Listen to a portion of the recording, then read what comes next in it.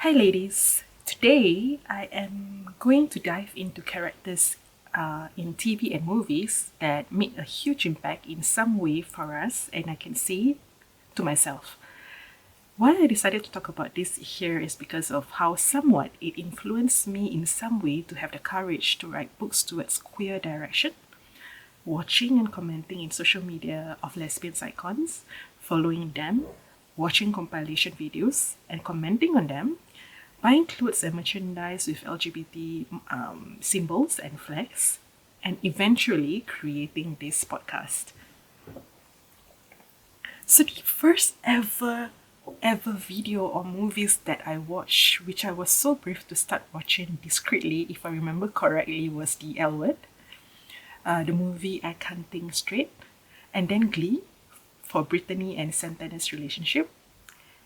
In fact, initially, I did not want to start watching all the shows because at the time I know that the possibility is just at the age for me. And I was like worried to start watching these shows and then I will end up being so true to myself. And when it ever happens, I will know the reasons why I was not interested in having a relationship with those guys I was with. So part of me already know at that time why, but I feel like I didn't want to admit. When I watch these shows, the actress portraying those characters were like telling my story. The story hits nicely and actually very gently. And that is why most of these shows that I had eventually watched and repeat like Nobody's Business came to me like naturally. These shows like Glee, the ship named Brittana, was told to us that it was pushed by our late Naya Rivera to the writers to create her actual friendship with Heather on screen, especially when the fans kept pushing them about how beautiful their friendship is behind the scene. So this was actually one of my favorite couples on TV that made me feel the same struggles of keeping my own good girl reputation. So the storyline that focused on denying actually hit so close to me during that time. As for the L Word, it is more of like a generic show based on my analysis. So I didn't really feel that any of the storyline fits my real life. But my favorite couple was at the time was Bet and Tina, who are more to the matured category in this series. I find Bet very gorgeous and so fit that I actually had a crush on her. So and another couple was Alice and Dana. So they are like the chill type couple, and I was also into Dana because she has this personality similar to Bet in terms of physical, very fit and toned. As for the movie I Can't Think Straight, this is like the movie that you guys should watch if you haven't. I talk about this in season 1. The Tala and Laila's chemistry is something which I would want one in my real life, and as for the storyline, it is like one of the most beautiful on-screen love story between women that you will ever watch.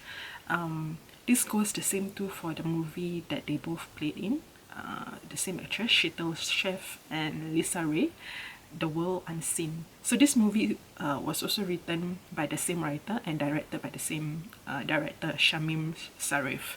You should watch this because I think I Can't Think Straight is somewhat like based on a true story of the writer. I mean, of course, she will change a bit here and there to make it like nicer to watch, but the story, what I understood is that it is based on her story. If I am not wrong, I did watch quite a number of movies and series with queer contents 10 years ago, but it is not as many as current TV shows if you compare. I noticed that there are more lesbian and gay relationships on straight shows today than they used to. Because last time I remember, if I want to find something, I have to go and search online, like find free ones, or sometimes I would just make friends with YouTubers, viewers, and then they will say they will share the links on the links. I am even friends with one of them until now. She's from London, who shared the I Can't Think Straight link during that time. Okay, the girl I met who is from Canada, who knows my inclination towards women, once told me, hey, you should watch this movie called Blue is the Warmest Color. I think this was like 2-3 years ago. And when I replied, yeah, I already did a few years ago when it was released, she literally stood in silence, you know, and stared at me. Like, at that time I was thinking, why was she surprised? Like, I mean, like, why is she surprised? Like, whatever I'm speaking right now, the way I'm expressing myself is exactly how I behave in front of her. Until recently, I saw in Tumblr a meme that says if someone said that they have watched that show, blue is the warmest color, she is confirmed gay. I mean, like, okay, I was already so clear, but hey, I should be the one surprised. How come she watched that show, right? Okay, let's see. What else did I miss? Okay, Carol. Yes, Carol. Carol is like one of those iconic lesbian movies that should not be missed for whatever reason. That was the moment I fall in love with Kate Blanchett. And then I fall harder towards Kate Blanchett in Ocean's 8. Oh my god, Kate Blanchett in Suits. Oh my goodness.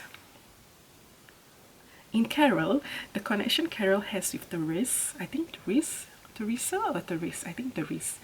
The chemistry, that soft, gentle gestures, the words when they speak to each other, you know, like whispers, their eye contact. Oh my god, it's so soft.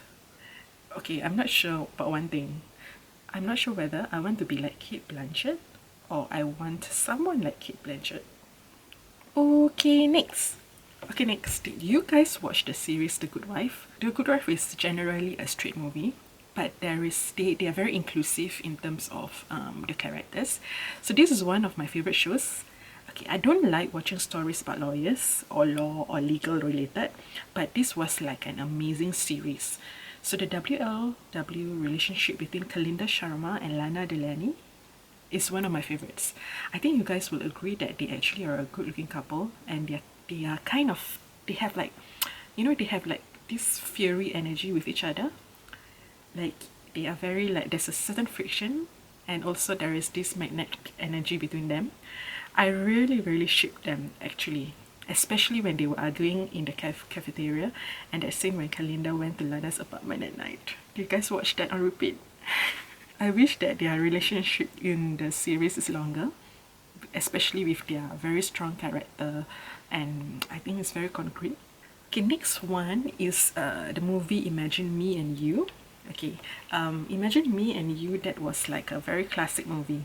I love it, actually. I remember the first time I saw the poster in my hometown cinema, I was like, whoa, what the hell? It can be broadcasted here? By the way, I watched it online because the screening time slot was at 10 p.m. onwards, and I'm not the type of watch movie at 10 p.m. onwards. So the story is like very simple and lovely. The main actor, I think Lena Headey, made my heart melt, and like I said, the relationship and storyline is simple, not that much of a crisis that they had to go through together. And I can say that it surely is one of those movies that I had watched and repeat. Okay, let's talk about the recently aired movies and couples that I have been watching. Juliantina, yes, Juliantina is like one of the famous couple in 2019 to 2020. The movie from the show Amar Muerta. I'm so sorry if I pronounce it wrongly. It's Amar Muerta. AMAR space A space MUERTE. I think it's from Brazil. So sorry if I pronounce this wrongly again. Okay, just Google it. Juliantina, as in JULIANTINA. It's a relationship name combined between Juliana, JULIANA, that's the pronunciation, Juliana, and Valentina. So guys, frankly, I didn't watch the show, but there was one time I accidentally watched a video compiled by someone in YouTube. So it is a very long video of Juliana and Valentina's scenes from this series. Only their scene, okay? Not the whole movie, but I think from the scenes you can know the storyline already. It's the compilation video starts from how they met. You know what happened? I ended up watching the videos on a Friday that time, I think. Friday or Thursday from 10 p.m. to 5 a.m. And then I continue again the next 3 days. The compilation video, I think it's quite a lot. I think probably 15, 20. and each video is about 20 to 30 minutes kind of compilation. It was like beautifully compiled, and I even cried even though I didn't watch the entire show. So this is one of those beautiful couple in a show with not only they are like very good looking persona, but they have like chemistry between each other when they are acted together. Oh wait guys, I just remember something. How can I forget this? Cophine from Orphan Black. Cophine is like a epic, one of the epic partners. How to say, one of the epic couple. Orphan Black is one of the series that you should watch. Don't just watch Cophine, you should watch everything. This is like in the upper tier show, okay? Apart from the storyline, the very high level acting from the cast, especially who else? Our star Tatiana Maslany. So Cophine is also one of those series that impacted me in a certain way. Actually, it somewhat reminds me to be someone with similar interests and mindset as me.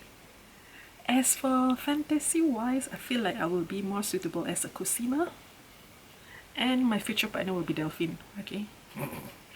Okay, how entertaining these shows are, I believe that there are ships that we hope they could be more than just friends, especially with the way they behave towards each other. Well, every time I see comments in these shows, social media or videos in YouTube, I will sometimes reply, hey, this is what happened in real life. We couldn't tell that person just because we are afraid that we will lose that friendship with them. We couldn't read what is in their mind. A number of those shows are the ships which you guys probably follows. Supercorp from Supergirl. Supercorp is a combination name between from Supergirl and Luthor Corp, which is under Lena Luthor. The relationship that we keep shipping, there are so many obvious clues that they both are into each other, which means the Supergirl and Lena Luthor, or Kara Danvers and Lena Luthor's. Kara Danvers and Supergirl are the same person, okay? So these clues are like what I mentioned, that there are so many obvious clues that they both are into each other, but the writers did not make any move to make them a couple, or at least declare their love for each other. So every time I see them on compilation videos, because I don't watch the show Supergirl, I will think like I feel like I am Lena Luthor, but sometimes I want a girlfriend who is like Lena Luthor. So those moments like staring looks, that kind of smile, eye contact, oh my goodness, the eye contact. Isn't that something which is so real in real life? Okay, by the way, I really respect how some TV writers listen to fans' theories and requests, but because it could affect the storyline in some way, they added in a character just so that the other character could be in a relationship with another woman. Jane the Virgin is not only one of the you must stay tuned every week show. I feel like they respect the viewers. There were so many requests in social media to make Jane and Petra be in a relationship with each other because of their chemistry, storyline and friendship. But I guess because it will affect Jane's storyline, which is the main character, Jane the Virgin, and also the other guy's storyline, in which in this show, even though I am not straight, I like the actors who played in this series.